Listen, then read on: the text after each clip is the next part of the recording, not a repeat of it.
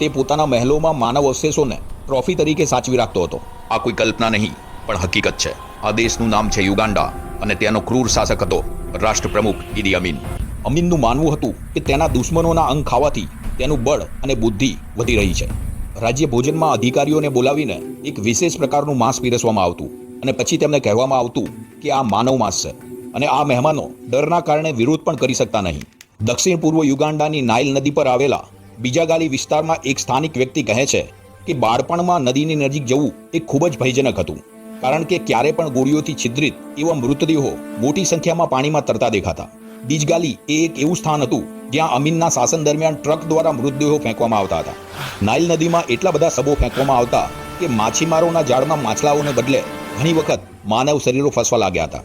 1979 સુધીમાં આંતરરાષ્ટ્રીય સંસ્થાના માપદંડ અનુસાર અમીનના શાસનમાં લગભગ 2 લાખ લોકોને મોતને ઘાટ ઉતારવામાં આવ્યા હતા અથવા તેઓ ગાયબ થયા હતા. ઓછામાં ઓછી 50,000 સ્ત્રીઓ અને યુવતીઓ યૌન હિંસા અને યાતનાનો ભોગ બની હતી.